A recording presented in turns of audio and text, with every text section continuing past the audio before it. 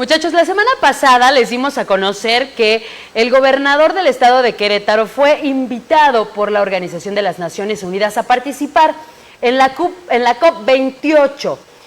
Y bueno, pues llama la atención porque no siempre se puede invitar, o muy pocas ocasiones se invita a gobiernos estatales a participar en una cumbre de estas magnitudes. La razón, pues, es que quieren que les vayamos a platicar qué se está haciendo en Querétaro con este proceso de descarbonización para que las empresas vayan, pues, haciendo o generando estas estrategias para generar menor contaminación o menor emisiones de carbono a la atmósfera. Pero para esto hay que comprender qué es la COP, quiénes la integran, para qué sirve y qué es lo que va a ir a hacer los diferentes pues líderes mundiales en este encuentro en Dubái que se está llevando a cabo en este momento. Y precisamente eso es lo que nos va a explicar con puntos y comas el ingeniero Carlos Álvarez. Ingeniero, bienvenido otra vez a TVQ, ¿cómo estás? Muy buenas tardes, Isabel, a usted y a su auditorio. Es un gusto estar nuevamente con ustedes. Cuéntenos, ¿qué es la COP? ¿Hace cuánto nació? ¿Quiénes la integran? ¿Y cuáles son los objetivos de que esta cumbre exista? Bien, vamos a remontarnos a la Segunda Guerra Mundial. Después de que los aliados, ¿verdad?, Estados Unidos con Inglaterra y Francia, se imponen al eje, a los países del eje, Alemania, Italia y Japón, Rusia, surge la Organización de las Naciones Unidas. El objetivo de la Organización de las Naciones Unidas es que no haya una tercera guerra mundial, porque si va a ser nuclear, pues ya, hasta ahí llegamos. Pero después de que se forma, ya por 1947, empiezan a surgir las preocupaciones globales en salud, en educación y por supuesto en medio ambiente. Es hasta 1972, 72, en Estocolmo, cuando se realiza la primera cumbre, no mundial, porque no asistieron muchos países, solamente algunos países europeos, y algunos investigadores, científicos, artistas, poetas, escritores, y algunos países de Europa, y formaron aquel Club de Roma. Eso fue 1972, y fue cuando este Club de Roma encarga la realización de un estudio, de un diagnóstico, ¿verdad? Así se llama. ¿Cómo estamos llevando, cuál es la relación que tenemos los seres humanos con el planeta? Y entonces surge aquel documento, que se lo recomiendo mucho, por favor, búsquenle ahí con Mr. Google, pónganle los límites del crecimiento, ¿verdad? Y ahí sale el documento donde revela y dice, en pocas palabras, la conclusión dice: si seguimos con este crecimiento industrial, con esta forma de producción de alimentos, con esta contaminación, ¿verdad?, y con esta destrucción de los ecosistemas, en 100 años el planeta Tierra, o sea, los seres humanos, llegaremos a los límites absolutos del planeta. Así lo dice. O sea, quiere decir que hasta ahí vamos a llegar, que no va a haber más recursos naturales. Pero dentro de este informe, de este diagnóstico, ya se habla del calentamiento global. O sea, ya se tenía cuenta de este incremento de la temperatura global. ¿Qué es la temperatura global del planeta? Bueno, pues es la suma, es un acertijo, digo yo, matemático, en donde se promedian las temperaturas de todas las regiones del mundo y entonces se obtiene lo que se llama la temperatura global. Entonces, en 7.2 es la primera llamada de atención, pero pues no causó ninguna preocupación.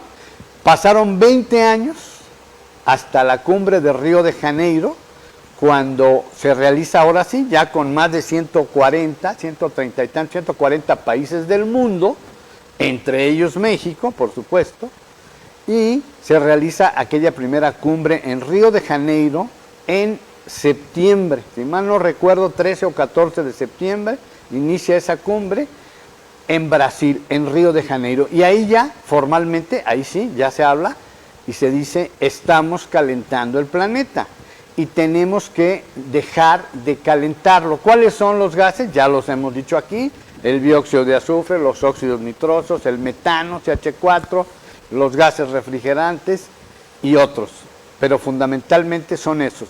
Entonces, el CO2 resulta de la quema de los combustibles fósiles. Entonces, ahí se discute y se plantea ya un acuerdo.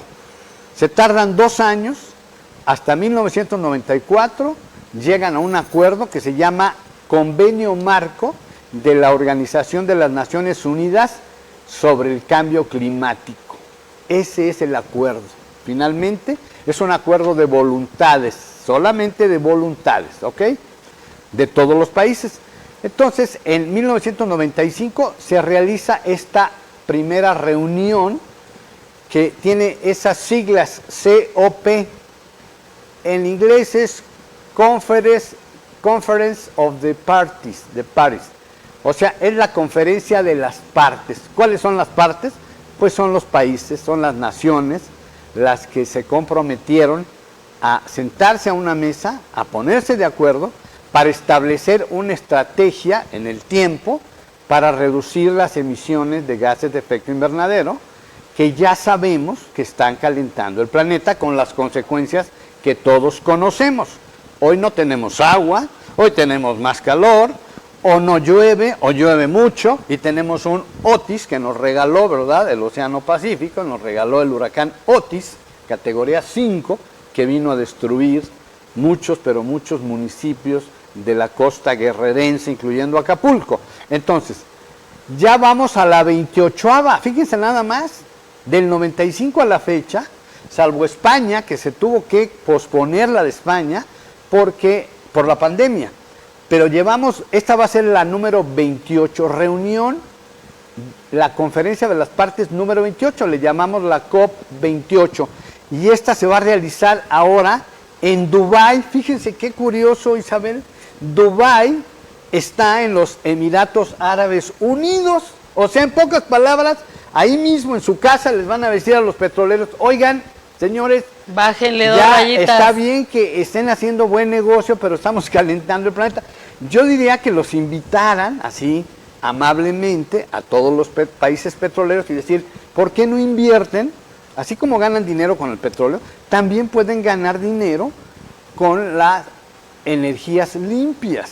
Claro. Con la energía solar, la eólica, la nuclear, que es algo que a mí me interesa muchísimo. Ya se discutió en la COP27 en Egipto el año pasado, y hoy creo que se va a retomar el tema de la energía nuclear, que al fin y al cabo, yo digo, ¿verdad?, esa es mi opinión, va a ser la única que nos va a salvar en el futuro. Digo, hay que esperar a que se acabe, como dicen mis amigos de Greenpeace, el cochino petróleo. Este cochino petróleo que nos ha dado muchas cosas también, ¿eh? No solamente calienta el planeta por los combustibles que nos regalan, no. Acuérdense que el petróleo lo hemos convertido en todo, en colores, aromas, sabores, en plaguicidas tóxicos también, ¿verdad?, por supuesto, en resinas, en muchas sustancias químicas. Y yo digo, aunque tampoco Greenpeace está de acuerdo conmigo, o yo no estoy de acuerdo con ellos, los plásticos. Estos plásticos que los traemos aquí, miren, aquí están los plásticos. En todos lados. Yo no sé qué haríamos ahora sin los plásticos, ¿verdad? Ay, es que los mares, no, bueno, los plásticos no caminan solo hacia los mares ni hacia los ríos, los que tiramos, ¿verdad?, los irresponsables, los maleducados, ¿verdad?, los poco conscientes, ¿verdad?, somos los seres humanos. Los plásticos son muy buenos. Fíjense, imagínense nada más los hospitales. Bueno, usted está muy jovencita, Isabel, pero a mí me inyectaba mi mamá con una jeringa la jeringa, bueno, la aguja es así, tiene que ser de metal, pero era de cristal, de vidrio, y estaba en un recipiente que ya estaba negro de tanto hervir y hervir, metálico. Entonces cuando había que inyectar, cuando nos tenían que inyectar, yo nada más veía la jeringa y ya nada más de verle el color y el tamaño y me asustaba. Claro, claro. Ahora todas las jeringas son de plástico, son Desechable. Ese es el valor más importante del plástico. Fíjense bien, es el valor sanitario.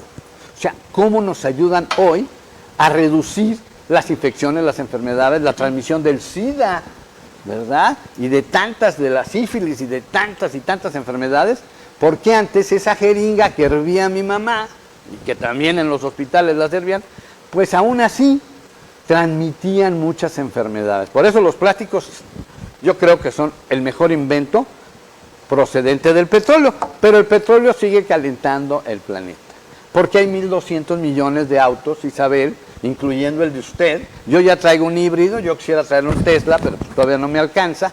Le voy a decir al jovencito Samuel que presume, pues que nos regale un Tesla, ¿no? ¿Verdad? Que nos lo ponga más barato, Sí, ¿no? más barato, unos de 200,000 pesos, ¿no? Para poderlos comprar. Bueno, entonces, hoy estamos, digo yo, irresponsablemente acudiendo, ¿verdad? Ahora ya son 196 países del mundo los que están en esta conferencia de las partes. Estarán en Dubái del 1, o sea, de este viernes, empieza el día 1 de diciembre hasta el 11 de diciembre de este año. Se espera que vayan 30 o 40 jefes de Estado de los 196. No todos van. Bueno, China, el señor Xi Jinping, que representa a China, no tuvo tiempo de ir en la COP27 del año pasado, estaba muy ocupado y mandó un video. Háganme favor, qué irresponsable. ¿Por qué? Porque China es el generador más grande de este planeta de gases de efecto invernadero, y más o menos el estimado de emisiones, ¿verdad?, se tiene calculado en 10,000 millones de toneladas de CO2 equivalente al año. Y luego le siguen los norteamericanos, ¿verdad?, Estados Unidos de América, nuestros vecinos del norte, con casi 5,000 millones de toneladas de CO2 equivalente al año. Y luego viene la India, con, no sé, más de 2,000, y luego viene Alemania, Japón, Italia, Europa, y esos 7 u 8 países juntos generan el 60 o 65% de las emisiones totales de gases de efecto invernadero del planeta. Y los otros 120 y tantos o 130 países emergentes, países pequeños, países pobres, ¿verdad? Y en desarrollo México no está ni tan pobre ni tan pequeño. México está en el lugar 14 más o menos, con más de 1,000 millones de toneladas de CO2 equivalente al año. Entonces, ¿cuál es el reclamo de todos los países en desarrollo? Que los ricos, que estos 7 o 10 países del mundo que tienen dinero, aporten 100,000 millones de dólares cada año. Fíjense bien, esto tienen ya más de 6 años que se planteó, pero los ricos, o sea, los países ricos, no han hecho caso. Hay apoyos de 10, 15 o 20,000 millones de dólares al año en ciertas regiones del mundo que apoyan los ricos, los países desarrollados, pero no están estos 100,000, que tampoco es tanto, 100,000 millones de dólares cada año no es mucho. ¿Por qué? Porque la exigencia de la Organización de Naciones Unidas, del panel, acuérdense que hay un panel que se llama Panel Intergubernamental de Expertos en Cambio Climático. Ese panel dice en sus 6 informes que urge, pero ya no urge al 2050, no, al 2030.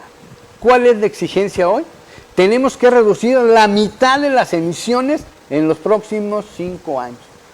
Eso implica un gasto, una inversión del 8% del Producto Interno Bruto mundial.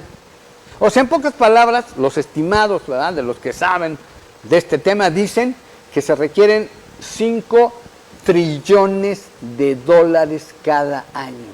O sea, 5 millones de dólares cada año que se tienen que invertir ¿en qué? En energías limpias, en energías renovables, para que paulatinamente se vayan reduciendo las emisiones del CO2, metano, óxidos nitrosos y todos los demás, para que no rebasemos. El problema, el techo, el deadline, o sea, la línea de muerte, la línea de seguridad es que no debemos rebasar ese famoso 1.5 grados Celsius de la temperatura global del planeta. Pero así como vamos, Isabel, ¿qué cree?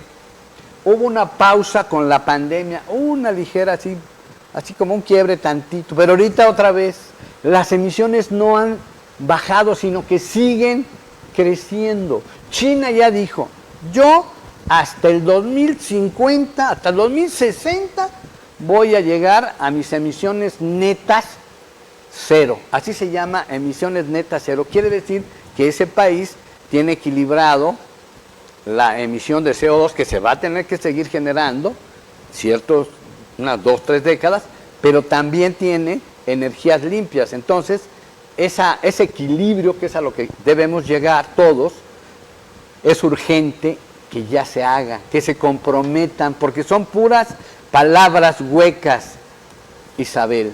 Hemos escuchado promesas y promesas y promesas, pero no vemos acciones decididas, concretas. Ya no quiero hablar de México, porque México está al revés. Nosotros vamos para acá, el planeta va para allá, pero nosotros vamos al revés. No me refiero a Querétaro, ¿verdad? Qué bueno que Querétaro, qué bueno, un saludo y una felicitación a Mauricio Curi y a su gobierno, ¿verdad? Que él sí está realizando acciones de descarbonización, como bien dice usted, Isabel, que eso implica que la industria coopere, empiece a usar las energías limpias para reducir el consumo de esta energía eléctrica. Fíjense bien, la energía eléctrica de México se genera en un 80%, es sucia, porque se genera con la quema de combustibles fósiles, con este combustóleo cochino, con 6% de azufre, que contamina, que genera mucho CO2, pero que además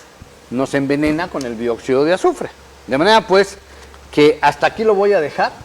Vamos a seguir hablando, si usted me permite. Un amigo me dijo, ¿por qué no vas a la COP? Le dije, pues porque no tengo los 150,000 pesos para gastármelos, ¿verdad? Pero si tú me los pagas, le dije, voy con mucho gusto a la COP. Y nomás se rió. Pero me va a estar informando. Vamos, sí, vamos, pero yo les voy a estar informando de las nuevas, buenas y malas de la COP durante las próximas semanas.